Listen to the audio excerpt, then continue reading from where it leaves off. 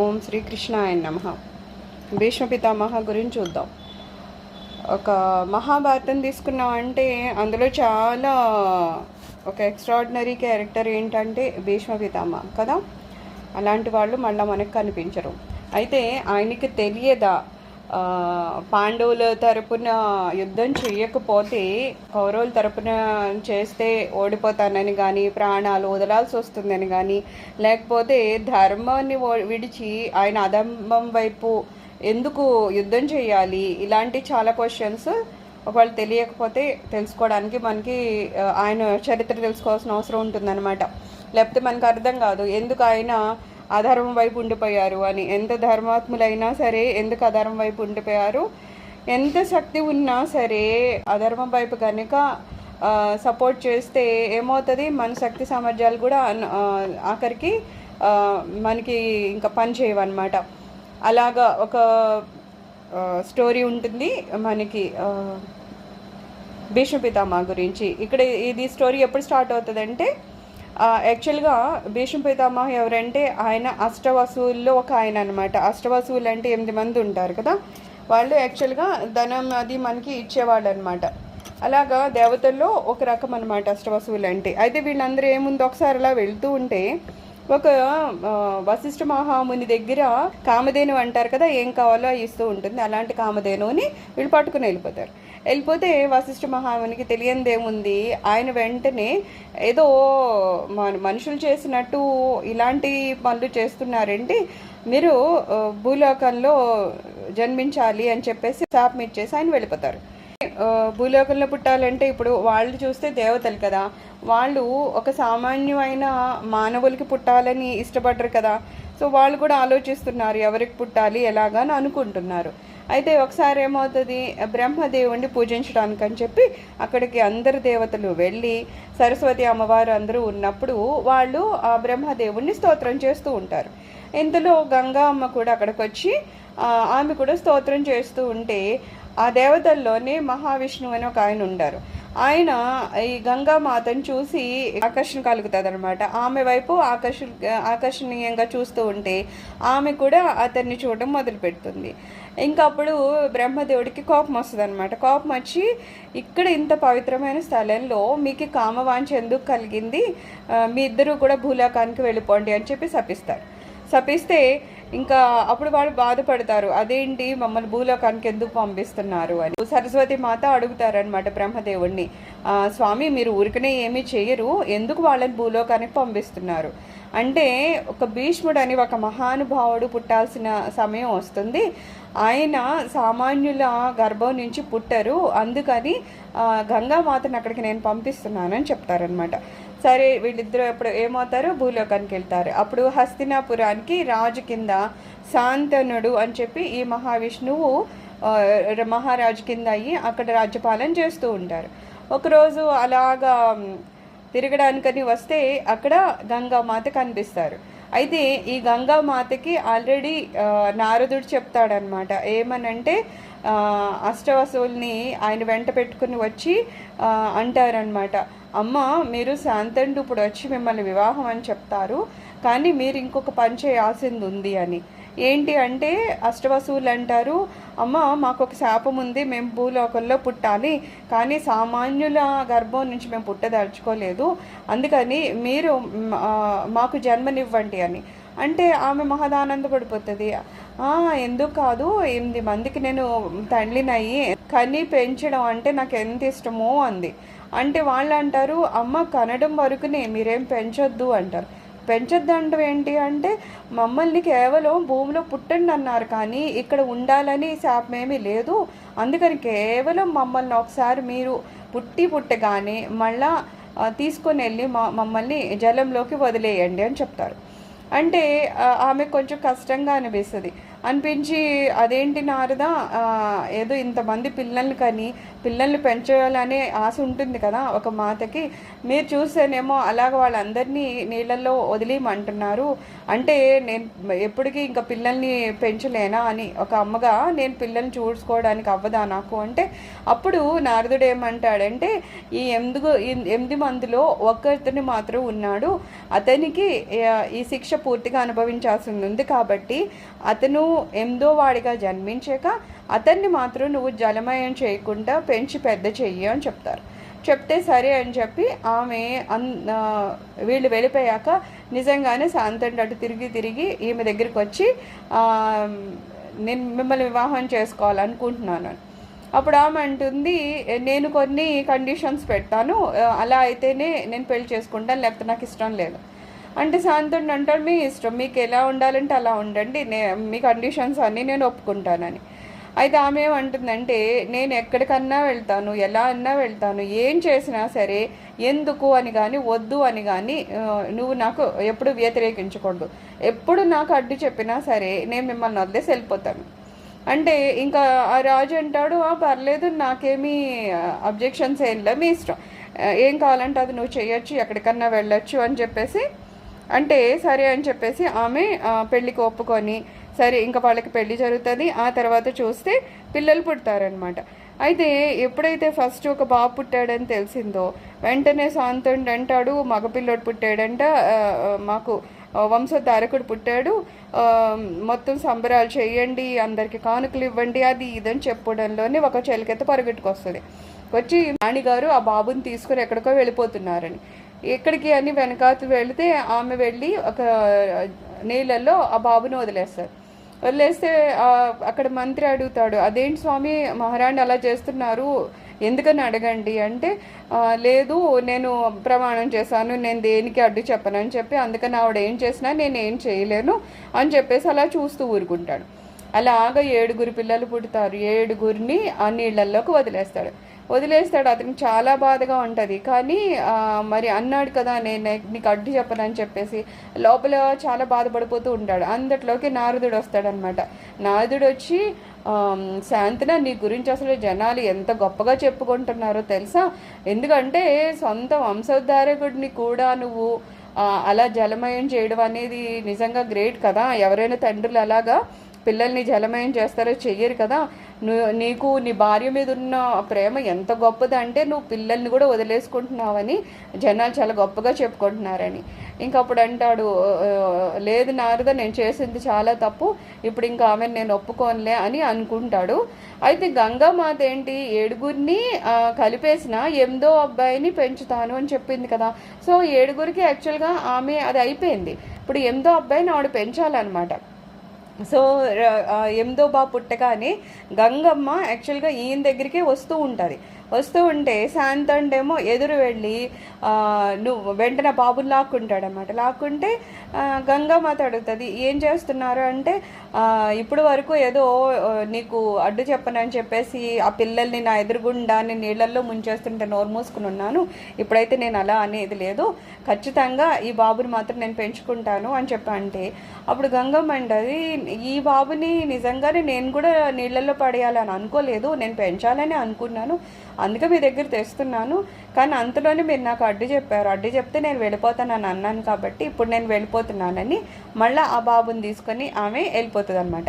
వెళ్ళిపోయి అప్పట్లో అయితే అడవుల్లో ఆశ్రమాలు అవి ఉండేవి కదా, అక్కడ ఉంటుంది. అలాగే ఆ బాబుకి అస్త్ర విద్యలు అవన్నీ నేర్పిస్తూ ఉంటారు కదా. అలాగా ఒక ఆశ్రమంలో ఉండి ఆ బాబు అలాగే పెరుగుతూ ఉంటాడు. కాస్త పెద్దవాడయ్యాక కొంచెం వేసి వచ్చాక అప్పుడు ఒకరోజు పరశురాముడు వస్తాడనమాట. గంగమ్మ భీష్ముడిని తీసుకొచ్చి పరశురాముడికి పరిచయం చేస్తుంది అనమాట. పరిచయం చేస్తే ఇక్కడ ఒకటి అడుగుతాడనమాట పరశురాముడు, నువ్వు రాముడు గొప్పవాడు, పరశురాముడు అంత గొప్పవాడు కాదని అన్నావంట కదా, ఎందుకలా నువ్వు నన్ను అన్నావు, నేను గొప్పవాడినే కదా, మా నాన్నగారు చెప్పారని మా అమ్మ తల నరికేశాను కదా అంటే, అప్పుడు భీష్ముడు ఆలోచన ఎలా ఉంటుందంటే, ఇద్దరు తండ్రి మాట వినడంలో ఇద్దరు విన్నారు, కానీ రాముడు ఏం చేశాడు, తండ్రి మాట కోసం అని చెప్పి 14 సంవత్సరాలు అరణ్యవాసం చేశాడు, చాలా కష్టపడ్డాడు. అలా కష్టంతో కంపేర్ చేస్తే మీరు మీ అమ్మగారిని చంపడానికి కష్టపడ్డారు, కానీ మళ్ళీ వెంటనే ఎప్పుడైతే తల నరికేస్తాడో అమ్మని, మళ్ళీ వాళ్ళ నాన్నగారు నేను సంతోషించాను, ఏం వరం కావాలంటే అమ్మని మళ్ళీ బతికించుకొని అంటారు కదా. అంటే కాసింతసేపే ఇతను కష్టపడ్డాడు, కానీ రాముడు 14 సంవత్సరాలు కష్టపడ్డాడు కదా. రెండోది ఏమంటారు, మీరు చేసింది హింస, అదే రాముడు చేసింది అయితే శాంతి. సో అలా చూసినా సరే మీకన్నా రాముడే గొప్పవాడు కదా. అంటే తండ్రి ఆజ్ఞని ఎంతలాగా పరిపాలిస్తారు అది ఒకటే మనం చూస్తాం. తండ్రి ఆజ్ఞ పరిపాలించారంట, ఆ పరిపాలించడాల్లో కూడా ఎన్ని డిఫరెన్స్ ఉందనేది భీష్ముడు అప్పుడే ఇంకా చాలా చిన్నపిల్లవాడైనా సరే ఆ రకంగా అతని ఆలోచన విధానం ఉంటుంది. అది చూసి ఆ పరశురాముడికి చాలా నచ్చుతుంది అనమాట. కరెక్టే నువ్వు చెప్పింది కూడా, సరే నీకు కూడా నేనే ఈ విద్యలు అవి నేర్పిస్తాను అంటే అప్పుడు గంగమ్మ సరేనండి నేను పంపిస్తాను మీతో అని చెప్పేసి ఆయన దగ్గరకు కూడా విద్య నేర్పించడానికి పంపిస్తుంది అనమాట. కొంతకాలానికి మామూలుగా రాజు అలాగా అడవిలో అది తిరుగుతూ ఉంటాడు కదా, అలాగా వాళ్ళకి ఏంటి జంతువులను వేటాడడం అనేది మామూలుగా మహారాజుకి ఒక ఇష్టంలాగా వినోదంలాగా ఉంటుంది. అయితే జంతువేట అంటే యాక్చువల్గా ఏంటి, ఈ పులుల్ని సింహాల్ని ఏవైతే జనాలకి కానీ అక్కడ ఉన్న జంతువులకి కానీ కష్టపెడుతూ ఉంటాయి వాటిని చంపడం అనేది నిజానికి వేట తప్పితే ఏదో లేళ్ళని నెమ్మళ్ళని ఇలాంటి వాటిని వాళ్ళు చంపకూడదనమాట. అయితే ఏం చేస్తాడు, శాంతండు చూసుకోకుండా ఒక లేడు వెంట పరిగెడుతూ ఉంటే అది చూసి భీష్ముడు తను కూడా బాణం వేసి శాంతండి ఏ బాణం వేయబోతున్నాడో దాన్ని తిరగొడతాడు, అంటే లేడికి తగలకుండా చేసేసరికి అప్పుడు మళ్ళా అతను వచ్చి ఎవరు నువ్వు, నేను మహారాజుని, నువ్వు నాకు అడ్డు చెప్పడం ఏంటి అని అడుగుతుంటే అయితే ఏమైంది, క్రూర మృగాలను చంపడం అయితే పోనీలే మహారాజులు చేస్తున్నారు అనుకోవచ్చు, ఒక లేడి పిల్లని చంపుతున్నారు, అదేమి ధర్మబద్ధమైన విషయం కాదు కదా, అందుకని నేను మిమ్మల్ని అడ్డుపడ్డాను, కావాలంటే యుద్ధం చేద్దామని చెప్పి ఇద్దరు యుద్ధం చేసుకోబోతూ ఉంటారు. అంతట్లోకి గంగమ్మ వచ్చి చెప్తారనమాట, లేదు తిను మీ అబ్బాయి అని చెప్పేసి. అప్పుడు శాంతనుడికి భీష్ముడిని అప్పచెప్పేసి గంగమ్మ వెళ్ళిపోతారు. అయితే ఇప్పుడు ఇంకా వీళ్ళు ఇద్దరు కలిపి హస్తినాపురానికి వచ్చి రాగానే అతన్ని యువరాజు కింద చేశాడు. ఒకరోజు శాంతండు అలాగా బయట తిరగడానికి వెళ్తాడు, షికారికి వెళ్ళినప్పుడు ఒక ఓడ మీదకి ఎక్కినప్పుడు అక్కడ ఒక ఆమె ఉంటుంది, ఆమె పేరు సత్యవతి అనమాట. అయితే ఆమె చూడడానికి మాత్రం మహా అందంగా ఉంటుంది. ఆ అందంగా ఉండేసరికి ఇంకా అతనికి అప్పుడు ఆకర్షణ, ఎప్పుడో గంగమ్మని చేసుకున్నాడు, ఆ తర్వాత వదిలేసి చాలా కాలం మధ్యలో ఆయన అలానే ఉంటాడు, ఎవరిని పెళ్లి చేసుకోకుండా. అంతట్లోకి సత్యవతిని చూడగానే ఎందుకో అతనికి పెళ్లి చేసుకోవాలని అనిపించి సర్లే అని చెప్పేసి ఆ సత్యవతిని అడిగితే ఆమె అంటది మా తల్లిదండ్రుల ఇష్టము నాకు సంబంధం లేదు. సరే అని చెప్పి మంత్రిని శాంతండు కలిపి సత్యవతి దగ్గరికి ఇంటికి వెళ్తారు. వాళ్ళ తల్లిదండ్రులను అడిగితే వాళ్ళ తల్లి మాత్రం కాస్త ఎక్కువ ఆలోచిస్తుంది అనమాట. అందుకని ఆమె ఏమంటుందంటే, మీకు ఇంకో అబ్బాయి ఉన్నాడు కదా, ఒకవేళ మా అమ్మాయిని పెళ్లి చేసుకున్న ఈ వీళ్ళకి పుట్టే పిల్లలు అందరూ మీ దగ్గర ఏదో సేవకుల్లా ఉండాలి తప్పితే ఆ రాజ్యం రావడం కానీ ఏదో ఈవిడేదో మహారాణి అవ్వడం కానీ వాళ్ళ పిల్లలు రాజులు అవ్వడం కానీ ఇలాంటి ఏం జరగవు కదా, ఆ సేవల కింద ఉండడం కన్నా అసలు పెళ్ళే చేయకపోతే నయ్యం కదా, మేము చెయ్యము అని చెప్తారు.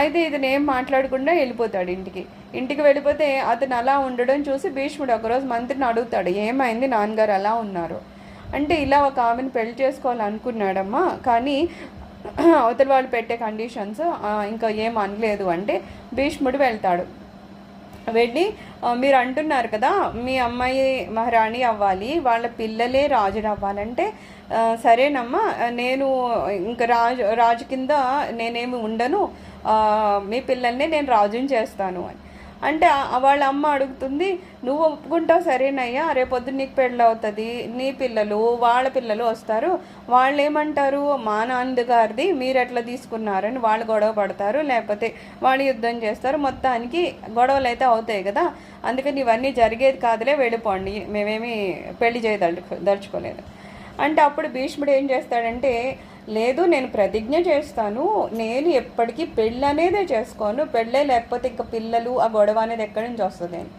అంటే ఆమె అంటుంది, ఇక్కడ ఏదో మా నలుగురు మధ్య చేసేస్తే అయిపోతుంది ఏంటి, ఇలా కాదు, రాజ్యంలో ఆ రాజ ప్రజల ముందు అందరు రాజగురువుల ముందు అందరి ముందు ప్రతిజ్ఞ చేయండి అంటే సరే అని చెప్పేసి వెళ్ళిపోయి శాంతనుడికి చెప్తారు, ఇలాగా పెళ్ళి అంతా ఒప్పుకున్నారు జరుగుతుందని. అయితే మంత్రి చెప్తే శాంతనుడు అంటాడు, వద్దయ్యా ఇది అదేమి అంత హర్షించదగ్గ విషయం ఏం కాదు, నా పెళ్లి కోసం నువ్వు పెళ్ళి మానేసి సుఖ సంతోషాలు మానేసి జీవితాన్ని అలా చేసుకోవడం సరి అయింది కాదు అని చెప్పి వాళ్ళ నాన్నగారు వద్దన్నా సరే భీష్ముడు లేదు అని చెప్పేసి సరే ఆ పెళ్ళికి ఒప్పించడం వాళ్ళ అందరి ఎదురుగుండా ఆయన ప్రతిజ్ఞ చేస్తారు, ఏమని, నేను ఆజన్మాంతము బ్రహ్మచారి కింద ఉండిపోతాను, ఏ పెళ్ళి అవి నేనేం చేసుకోను అని చెప్తారనమాట. ఆ ప్రతిజ్ఞ చేయడం వల్లనే ఏమంటారు, భీష్మ ప్రతిజ్ఞ అని అంటారు కదా. ఈ ప్రతిజ్ఞ ఇది చూసి అప్పుడు వాళ్ళ నాన్నగారు ఈయనకు ఒక వరం ఇస్తాడనమాట, దాన్ని ఏమంటాము, స్వచ్ఛంద మరణం అని. నువ్వు ఇంత గొప్ప ఇది చేసావు, ఎవరూ చేయలేనిది, జీవితాంతం బ్రహ్మచర్యంగా ఉంటాం అనేది అంత సులభమైన ఇదైతే కాదు, కాబట్టి నీకు స్వచ్ఛంద మరణాన్ని ఇస్తున్నాను అని చెప్పి వాళ్ళ నాన్నగారు ఒక వరాన్ని ఇచ్చారనమాట. తర్వాత ఏమవుతుంది, ఈ సచివతికి 2 పిల్లలు పుడతారనమాట, చిత్రాంగదుడు విచిత్ర వీర్యుడు అని 2 పుడతారు. అయితే కొన్ని రోజుల తర్వాత చిత్రాంగదుడు చచ్చిపోతే విచిత్ర వీర్యుడు ఆ అబ్బాయి నిజంగా నా పేరు తగ్గట్టే విచిత్రంగా ఉంటాడు, వాడికి అసలు ఏ పరాక్రమము ఉండదు, అంతసేపు ఏదో టైంపాస్ లాగా అనమాట, ఆటలు ఆడుకోవడము, ఆడవాళ్ళు ఎంత పడి తిరగడము, అదొక వ్యసనాలు, అదొక రకం అనమాట. తప్పితే ఒక మహారాజుకు ఉండాల్సిన లక్షణాలు ఏం లేవు. పాపం అప్పుడు కూడా సచివతి అప్పుడు అంటుందన్నమాట, ఏదో జరిగింది నువ్వు అవన్నీ వదిలేవయ్యా, నువ్వు మంచి శక్తివంతుడివి, రాజ్యాన్ని పాలించగలిగే దక్షత నీకే ఉంది కదా, తమ్ముడికి అలాంటివి ఏం లేదు, వదిలేయమ్మా, నువ్వు రాజ్యం పాలించు అని పాపం ఆమె చెప్తుంది. మనకి ఇలాగ చాలా చోట్ల అనమాట ఆమె వచ్చి చెప్తుంది, నేనే చెప్తున్నాను, నా కోసం కదా నువ్వు ఇంత దీక్ష పట్టావు, నేనే చెప్తున్నాను కదా వద్దని, ఏముందయ్యా నువ్వు వేరే పెళ్ళి చేసుకో అని అంటది. అంటే అతను అంటాడు, లేదమ్మా అని చెప్పి, అతనేంటి రాజ్య సింహాసనం ఎక్కడం కానీ పెళ్లి చేసుకోవడం కానీ 2 ఆయన జీవితంలో చేయడం అనమాట. అందుకని ఇప్పుడు ఏంటి, ఎవరినన్నా కూర్చోబెట్టాలి, ఎవరిని కూర్చోబెడతాడు, ఇంకా విచిత్ర వీరుడే కూర్చోబెట్టాలి, వాడిని కూర్చోబెడతారు, కానీ దేనికి అతను పెద్ద సరి అయిన వాడు కాదు. సరే ఇంకా ఏం చేయాలి, పెళ్ళి కూడా చేయాలి కదా. పెళ్ళి అంటే ఎలా ఉంటుంది, మామూలుగా అప్పుడు ఏం చేసేవారు, ఆడపిల్లి స్వయంవరం పెడితే వరించేవాళ్ళు, వాళ్ళకి ఎవరు కావాలో వాళ్ళని వాళ్ళు వివాహం చేసుకునేవారు. అయితే అసలు హస్తినాపురానికి ఎవరి నుంచి కనీసం పిలుపు కూడా వచ్చేది కాదు, ఎందుకంటే వాళ్ళందరికీ తెలుసు విచిత్రవీరుడు పెద్ద గొప్ప పరాక్రమవంతుడు కాదని తెలిసి చాలామంది ఎటువంటి పెళ్లి పిలుపులు వచ్చేవి కాదనమాట. అయితే ఒకసారి భీష్ముడు అడుగుతాడు, నారద ఎవరు ఉన్నారు, మంచి కన్యలు ఎవరన్నా మన తమ్ముడికి పెళ్లి చేద్దామని. అంటే ఆయన ఏమంటాడంటే, కాశీరాజుకి 3 కూతుర్లు ఉన్నారు, ఆ 3 చాలా అందంలో అవని తెలివితేటలో అవని ఏమైనా సరే చాలా మంచోళ్ళు. అంటే విచిత్రవీరుని అడుగుతారు, ఎవరిని పెళ్లి చేసుకుంటా అంటే 3 చేసుకుంటా అంటాడు ఆయన. సరే అని చెప్పేసి పంపించడానికి అతను పెద్ద వీరుడేం కాదు, వెళ్ళి స్వయంవరంలో కూర్చొని వాళ్ళని తీసుకోవడం అలా ఏం ఉండదు కదా. అందుకని కాశీరాజు వాళ్ళ అమ్మాయిలకి స్వయంవరం ప్రకటించినా సరే అందరినీ పిలిచి వీళ్ళని మాత్రం పిలవడనమాట. హస్తినాపురానికి పిలుపు అనేది రాదు. ఎప్పుడైతే పిలుపు రాలేదో మళ్ళా భీష్ముడికి నారదుడు చెప్తాడు, మీకు పిలిపే ఇవ్వరంట, మీ తమ్ముడు పెద్ద బలమైన వాడు కాదంట. అంటే ఇతను ఏమంటాడంటే, హస్తినాపుర రాజపుత్రులకి ఎంత శక్తి ఉందో నేను నిరూపిస్తాను అని చెప్పేసి ఈయన వెళ్ళిపోయి నిర్బంధించేసి సింపుల్గా ఏమంటాడంటే, ఎవరన్నా నాతో యుద్ధం చేయగలిగిన వాళ్ళు ఉండండి, లేకపోతే వెళ్ళిపోండి అంటే అందరూ వెళ్ళిపోతారు. ఒక అతను ఉంటాడు, ఒక యువరాజు ఉంటాడు, తప్పితే మిగిలిన వాళ్ళందరూ వెళ్ళిపోతారు. అయితే ఆ యువరాజు భీష్మ అనగానే గట్టిగా కొట్టేసరికి అతను కూడా కింద పడిపోతే ఇంకా వెళ్ళి ఆ అమ్మాయిలు 3 నిర్బంధించి వాళ్ళ ఇష్ట ప్రకారం కాదు బలవంతంగా తీసుకొచ్చి రాగానే అప్పుడు అందులో ఒక అమ్మాయి, వాళ్ళు 3 పేరు ఏంటి, అంబ, అంబిక, అంబాలిక అని ఉంటారు. అందులో పెద్ద అమ్మాయి అంబ మాత్రం ఏడుస్తూ సత్యవతికి అంటుందన్నమాట, అమ్మ నన్ను ఇలా నిర్బంధంగా తెచ్చారు, నిజానికి నేను సాల్వరాజు అని ఒక ఆయన ఉన్నాడు, ఆయన వివాహం చేసుకోవాలనుకున్నాను, కానీ నన్ను ఇలా పట్టుకొచ్చారంటే అది విని భీష్ముడు అంటాడు, అయ్యో ఇదేదో అక్కడే చెప్తే నేను అక్కడే నిన్ను ఉంచేసేవాడిని కదా, నాకు తెలియలేదు, నువ్వు ఇప్పుడు చెప్పావు అని చెప్పి మళ్ళీ ఆ అమ్మాయిని వెనక్కి పంపిస్తాడు సాల్వరాజు దగ్గరికి. సాల్వరాజు దగ్గర పంపిస్తే ఆయన ఏమంటాడంటే నిజానికి వాళ్ళకి కొన్ని పద్ధతులు ఉంటాయి కదా, రాజులు అలాగా ఒకళ్ళని ఎవరైనా బలవంతంగా తీసుకెళ్ళాక మళ్ళీ ఆ కన్యని వెనక్కి తెచ్చుకొని వివాహం అనేది చేయకూడదంట. అది కొన్ని రాజవిరుద్ధమైన కార్యక్రమం. అందుకని పాపం ఎవరినైతే పెళ్లి చేసుకోవాలనుకుందో ఆయన చేసుకొని అంటాడు. సరే అని చెప్పేసి మళ్ళీ విచిత్రవీరుడు చేసుకుంటాడు. అంటే ఆ అబ్బాయి కూడా నువ్వు ఆల్రెడీ ఇంకోళ్ళు ఎవరికో మనసు ఇచ్చావని చెప్పావు కాబట్టి నేను చేసుకోని అంటాడు. ఇంకెవరు మిగిలారు? భీష్ముడు కనబడతాడు. భీష్ముడిని ఆమె అడుగుతుంది, మరి వాళ్ళు చేసుకోవట్లేదు వీళ్ళు చేసుకోవట్లేదు, నా పరిస్థితి ఏంటి, నువ్వన్నా పెళ్లి చేసుకో అంటే అప్పుడు భీష్ముడు అంటాడు, నేను ఆ జన్మము బ్రహ్మచర్యం అని అనుకున్నాను కదా, అందుకని పెళ్లి చేసుకునే ప్రసక్తే లేదు, నేను చేసుకోలేను అంటాడు. ఇంకా ఈమెకు అర్థం కాదు, నా జీవితం ఇలా నాశనం చేసేసారు, ఎవరి కాళ్ళు ఏవో మాకు ఈ పద్ధతి ఆ పద్ధతి అని చెప్తున్నారే తప్పితే నేనేమైపోతానని ఎవరు ఏం అనట్లేదు అని చెప్పి ఆమె ఏడుస్తూ ఉంటే అప్పుడు నారదుడు అంటాడు, నువ్వు ఒక పని చెయ్యి, భీష్ముడు ఎవరి మాట విన్నా వినకపోయినా అతని గురువు ఉన్నాడు కదా పరశురాముడు, ఆయన మాట మాత్రం వింటాడు కాబట్టి నువ్వు వెళ్ళి ఆ గురువు గారి కాళ్ళు పట్టుకో, అప్పుడు ఆ గురువు గారు చెప్తే అతని మాట వింటాడు అని మళ్ళీ ఇంకొకటి అంటాడు, నువ్వు వెళ్ళి వెళ్ళగానే ముందు భీష్ముడు అని చెప్పక నువ్వు ఆయన్ని నేను ఏదో కావాలండి మీరు చేస్తానంటే నేను చెప్తాను అలా ఇలా అని చెప్పేసి ముందు ఆయన ఎప్పుడైతే సరేనమ్మ చేసేస్తాను అంటారో అప్పుడు మీరు ఈ భీష్ముడి గురించి చెప్పు అని. ఈమె అలానే ఏడ్చుకుంటూ వెళ్తుంది పరశురాముడి దగ్గరికి.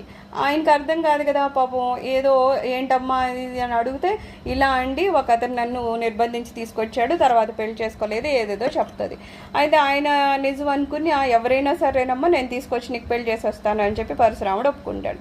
ఆ తర్వాత ఎవరు అంటే భీష్ముడు అని చెప్పి సరే మళ్ళా భీష్ముడిని పిలిస్తే వస్తాడు ఆయన పరశురాముడి దగ్గరికి వచ్చి, గురువుగారు ఏంటి పిలుస్తున్నారంటే అంబని చూస్తాడు, ఓ ఏం వచ్చింది ఇక్కడికి, సరే ఏంటి అంటే ఇలాగా మరి ఆమెను అలా పట్టుకొచ్చావంట కదా, ఆమె జీవితం అలా నాశనం అయిపోతుంది, నువ్వు ఏదో ఎప్పుడో ప్రతిజ్ఞ చేశాను అండం కాదయ్యా, ఇప్పుడు నేను చెప్తున్నాను గురువులు చెప్తే నువ్వు చెయ్యాలి, ఖచ్చితంగా అమ్మాయిని పెళ్లి చేసుకోవాలి అంటే అప్పుడు అంటాడు, లేదు గురువుగారు ఈ ప్రతిజ్ఞ మాత్రం నేను ఖచ్చితంగా వదిలేదు లేదు, కావాలంటే మీరు ఏమన్నా ప్రాణం ఇమ్మంటారు ఇవ్వడానికి నేను రెడీ అయిపోయాను, నేను ప్రాణం ఇచ్చేస్తాను అంటే అలా కాదు అని చెప్పేసి నాతో యుద్ధం చేస్తామంటే యుద్ధం కూడా చేస్తానని చెప్పి ఇప్పుడు ఏమవుతుంది, గురు శిష్యుల మధ్య యుద్ధం అవుతుంది. ఎవరు? పరశురాముడు భీష్ముడి మధ్య.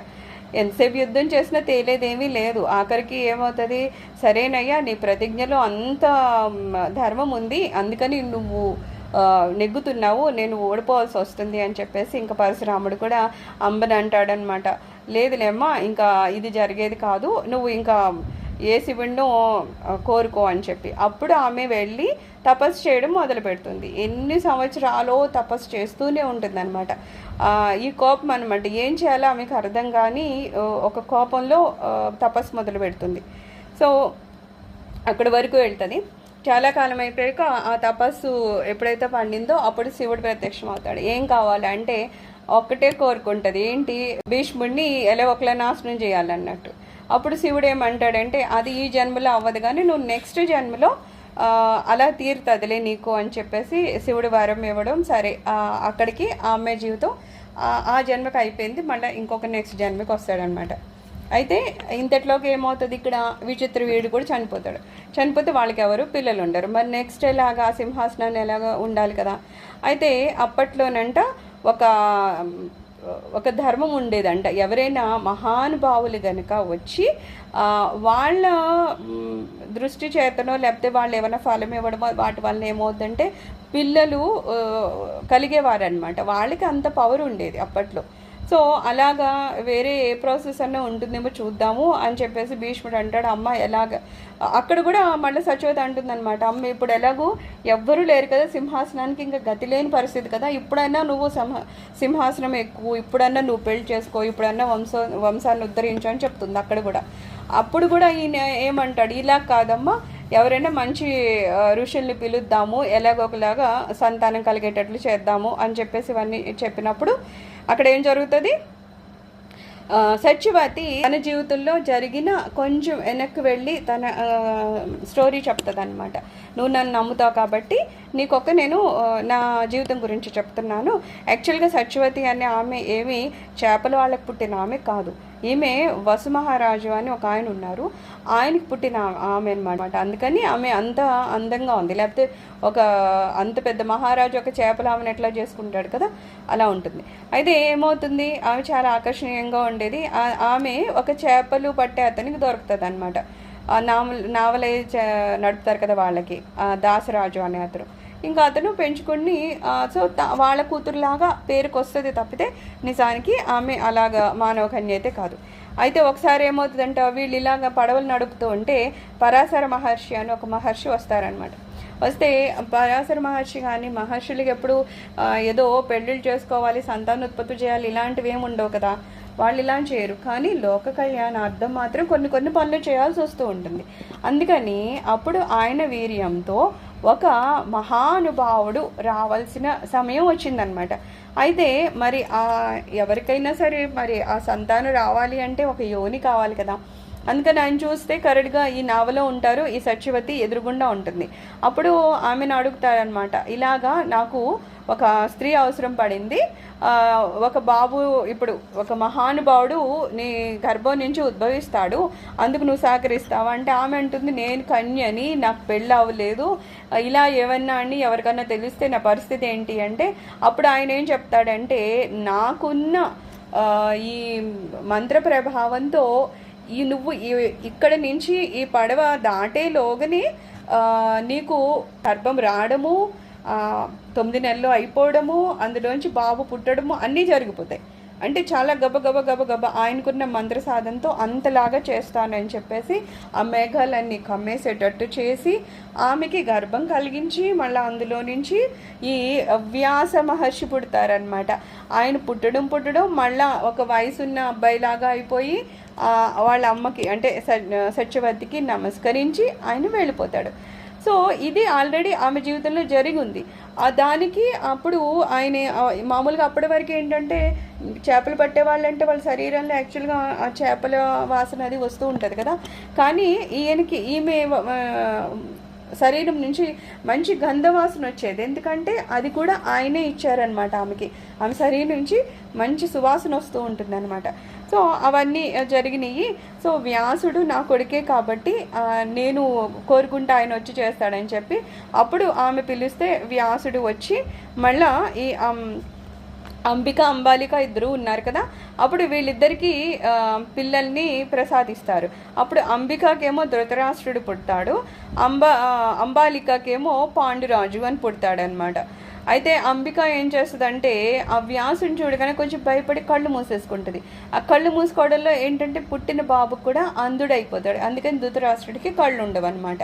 ఇంకా ఇతడు ధృతరాష్ట్రుడికి కళ్ళు లేవు కాబట్టి అతను పాలించకుండా పాండురాజే పాలన చేస్తూ ఉంటాడు. పాలన చేస్తూ ఉంటే ఒకసారి ఏదో అడవికి వెళ్ళినప్పుడు అక్కడ ఏదో శాపం వలన అతనికి ఏమవుతుందంటే, నువ్వు భార్యల దగ్గరికి వెళ్ళకూడదు, వెళ్ళావంటే నీకు మృత్యం వస్తుంది అని చెప్పి ఒక శాపం తగులుతుంది కదా. అప్పటి నుంచి ఆయన భార్యలతో సహా ఈ రాజ్యాన్ని వదిలేసి అడవులకి వెళ్ళిపోతాడు. కొంతకాలం అక్కడ ఉంటాడు. ఆ తర్వాత కూడా మళ్ళా విధివశాత్తు ఆయన చనిపోతే గాంధారి మళ్ళీ అప్పుడు వాళ్ళని పట్టుకొని గాంధారి మళ్ళీ వెనక్కి వచ్చేస్తుంది అనమాట. వెనక్కి వచ్చేస్తే ఇక్కడ భీష్ముడు పాపం వీళ్ళని కౌరవుల్ని పాండవుల్ని ఒకలాగే చూసిన అప్పటికే కౌరవుల్లో ఒకటి మొదలైపోతుంది. ఏంటి, నిజానికి వీళ్ళకి కాకపోయినా ఎటు పరిస్థితులు అయినా మళ్ళీ అయ్యో మనది ఏమన్నా మళ్ళీ వాళ్ళు లాగేసుకుంటారేమో, వాళ్ళ దగ్గరికి వెళ్ళకుండా ఎలాగా అని చెప్పేసి ఇంక అక్కడి నుంచి ఎన్ని రకాలుగా వాళ్ళని చంపాలా అని చాలా చాలా ప్రయత్నాలు చేస్తూ ఉంటారు. ఒకసారి ఏంటంటే వాళ్ళందరూ పిల్లలు ఆడుకోవడానికి ఏదో గంగా నది దగ్గరికి వెళ్ళి ఆడుకొని తినే ఆహారంలో విషం పెట్టేసి ఇవ్వడం, ఒకసారి ఏమో ఏదో లక్కింటికి పంపించి ఆ లక్కింటిని తగలేయడము, అలాగే చాలా జరుగుతాయి. ఆ తర్వాత కూడా ఇంకా పెద్ద అయ్యాక ఎప్పుడైతే ద్రౌపది వాళ్ళు కూడా వస్తారో ఆ తర్వాత ద్రౌపదికి కూడా వస్త్రాపహరణం జరుగుతుంది. జూదంలో కూడా తప్పుడు ఆటలాడి ఆఖరికి వాళ్ళ రాజ్యాన్ని అంతా తీసుకోవడమే కాకుండా ద్రౌపది యాక్చువల్గా అయోనిజ, ఆమెమి మామూలు కన్య కాదు, అలాంటి అయోనిజని కూడా వాళ్ళు అంత కష్టపెడతారు, ఆమె వస్త్రాభరణం చేయడానికి ప్రయత్నం చేస్తారు. మరి అలాంటి సమయంలో కూడా భీష్ముడు ఎందుకు మాట్లాడలేదు అంటే అక్కడ కూడా ఆయనకి చాలా ధర్మాలు అడ్డొస్తూ ఉంటాయి అన్నమాట. ఒకటేంటంటే ఏది జరిగినా సరే కౌరవ సింహాసనాన్ని నేను కాపాడుతాను అనేది ఒకటి చెప్తాడు. రెండోది ఏంటంటే వాళ్ళది తిన్నప్పుడు అంటే మరి వాళ్ళ రాజ్యంలో బతుకుతున్నారు కదా, వాళ్ళది నేను తిన్న ఆహారం అంతా వాళ్ళు ఇచ్చిందే కాబట్టి ఆ ఆహారము నాలో ఉన్నంతసేపు నేను వాళ్ళు ఏది చెప్తే అదే చెయ్యాలి అనే ఒక ధర్మం కూడా ఆయన చెప్తాడు. ఇది ఎక్కడ మాట్లాడతాడంటే ఎప్పుడైతే అంబసయ్య మీద ఆయనకి మొత్తం రక్తం అంతా మ్యాక్సిమం ఇంకా వెళ్ళిపోతుంది, అతను అప్పుడు అంటాడు నేను తిన్న ఆహారం అంతా ఈ రక్త రూపంలో వెళ్ళిపోయింది, ఇప్పుడు నేను మాట్లాడుతాను ఎందుకు నేను అధరం వైపు ఉండిపోయానంటే వాళ్ళ దగ్గర తిన్నదే నాకు ఇలా రక్త రూపంలో నా శరీరంలో ఉండిపోయింది, అందుకని నాకు తప్పని పరిస్థితులలో అయ్యింది. ద్రౌపది వస్త్రాభరణం కూడా అది చూడలేని స్థితిలో ఉన్నా సరే నేను అవన్నీ భరించాల్సి వచ్చిందని చెప్తాడు. సో ఇవన్నీ ఆయన ఎదురుగుండా జరుగుతూ ఉన్నాయన్నమాట. అయితే తర్వాత ఏమవుతుంది, సరే వీళ్ళు మళ్ళీ ఆ జూదం అయిపోయాక 12 సంవత్సరాల అరణ్యవాసము, 1 సంవత్సరం అజ్ఞాతవాసము ఇవన్నీ అయిపోయాయి. సర్లే ఎలాగో మళ్ళీ వెనక్కి వచ్చారు. మళ్ళీ అక్కడికే వస్తుంది ఏంటి వాళ్ళ రాజ్యం వెనక్కి ఇవ్వండి అంటే మళ్ళీ ఇవ్వము అంటారు. ఇవో అన్నారు కదా అని పాపం కృష్ణుడు వస్తాడు రాయభారానికి. వచ్చి ఆయన చాలా రకాలుగా చెప్పడానికి ప్రయత్నం చేస్తూ ఉంటాడు. ఎందుకంటే యుద్ధం అనేది ఇప్పటి వరకు కూడా ప్రపంచంలో 12 కోట్ల మంది మనుషులు చచ్చిపోయిన అతిపెద్ద యుద్ధము ఈ పాండవ కౌరవ యుద్ధం. ఇప్పటి వరకు ఏవో ప్రపంచ యుద్ధాలు అంటారు కానీ అందులో కూడా అంతమంది చనిపోలేదు. మన మహాభారతంలో చనిపోయినంత మంది ఎక్కడా చనిపోలేదు, అంత పెద్ద యుద్ధం జరిగింది. అందుకని కృష్ణుడు చెప్తూనే ఉంటాడు ఇలాగ అసలు యుద్ధం అనేది వద్దు అని. అయినా సరే శకుని అవని, కర్ణుడు అవని, ఇంకా దుర్యోధన దుశ్శాసనం లేదు, చెప్పాల్సిన అవసరమే లేదు. వాళ్ళు వినకపోవడంలో అప్పుడు కూడా భీష్ముడు అంటాడనమాట, మీకు అర్థం కావడం లేదు కృష్ణ రాయభారం అంటే ఏంటో. ఆయన ఎంత చెప్తున్నా మీకు ఆ యుద్ధం అనేది ఏదో మామూలు అనుకుంటున్నారు కానీ దానివల్ల వచ్చే నష్టం మీకు తెలియడం లేదు, ఆయన మాటలు మీకు అర్థం కావట్లేదు అని చెప్పి ఆయన అప్పుడు కూడా బాధపడుతూ ఉంటారు. స్టార్ట్ అవుతుంది కదా ఇటువైపు అటువైపు. అయితే సైన్యాధిపతి కింద ఫస్ట్ భీష్ముడినే పెడతారు కౌరవులు. పెడితే అలా రోజు యుద్ధం అవుతూ ఉంది. వారం రోజులు అయిపోయింది, పెద్ద పాండవుల వైపు ఎవరు ఏం చనిపోవడం లేదు. ఇంకా దుర్యోధనుడికి కోపం వచ్చి ఒకరోజు భీష్ముడికి అంటాడు, తాత మీరేదో చెయ్యాలని మా వైపు చేస్తున్నారు కానీ నిజానికి మీకు పాండవులు అంటేనే ఇష్టము, అందుకే వాళ్ళని మీరేమీ చంపడం లేదు అది ఇది అని చెప్పేసి చాలా గట్టిగా తిడుతూ ఉంటాడు. తిడుతూ ఉంటే అప్పుడు భీష్ముడు ఏమంటాడంటే లేదు రేపు చూద్దరు కానీ నేనేం చేస్తాను, కృష్ణుడు అస్త్రం ఎత్తనని అన్నాడు కదా, ఆ కృష్ణుడు కూడా అస్త్రం ఎత్తేటట్టు నేను యుద్ధం చేస్తానని చెప్తాడు అనమాట. అయితే మామూలుగా మనకు తెలిసిన విషయమే కదా, యుద్ధం స్టార్ట్ అవ్వకముందు కృష్ణుడి దగ్గరికి దుర్యోధనుడు అర్జునుడు ఇద్దరు వెళ్తారు. వెళ్ళినప్పుడు కృష్ణుడు అడుగుతాడు, ఒకళ్ళ వైపు నేను ఏ అస్త్రశస్త్రాలు ఏం ముట్టుకోకుండా ఉండేవాడిని ఒకడిని ఉంటాను, ఇంకొక వైపు లక్షలాది మంది సైన్యం ఇస్తాను, ఎవరికి ఏం కావాలి అనుకుంటే అర్జునుడు మాత్రం కృష్ణ మీరు ఒక్కరుంటే చాలు, మీరేం అస్త్రాలు అది పట్టుకోవాల్సిన అవసరం లేదు, కేవలం మీరు నా దగ్గర ఉండండి చాలు అని ఆయన పట్టుకుంటాడు.